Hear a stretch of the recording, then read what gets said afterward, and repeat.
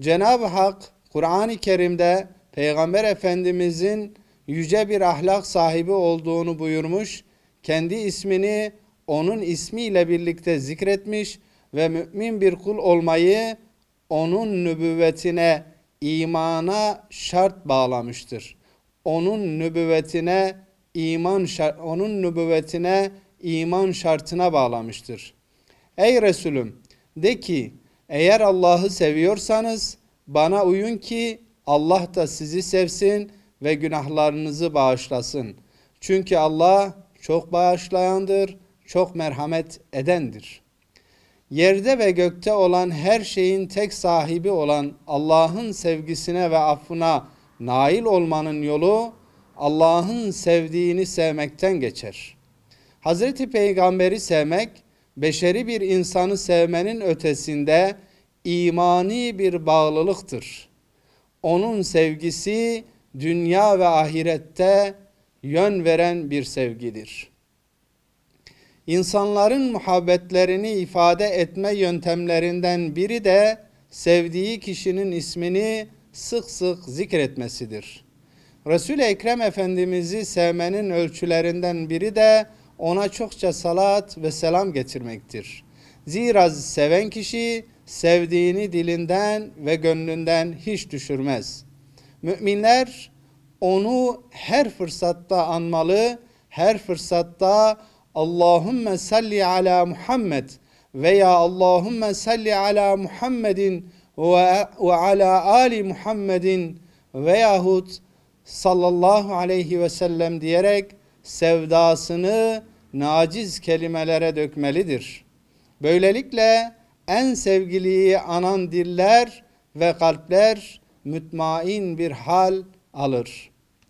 Kıyamet günü bana insanların en yakını, bana en çok salavat okuyanlardır. Hadis-i şerifinde Efendimiz'e yaklaşmanın bir yolunun da ona salat getirmekle mümkün olduğunu öğrenmekteyiz. Bu hadis-i şerif müminlere bir müjde niteliğinde olup ona yakınlaşmanın yolunu da göstermektedir.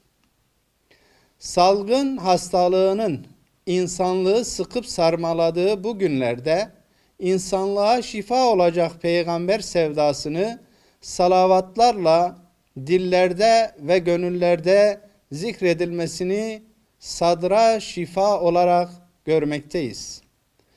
Üzerimize salavat-ı şerife getiren kimseleri melekler rahmetle anar. Meleklerin rahmetle andıkları kimseyi Allah affeder. Allah'ın affettiği kimse için bütün varlıklar rahmet okurlar. Yerlerde ve göklerde ismi övülen ve anılan sevgili Efendimiz'i her andığımızda gökteki meleklerin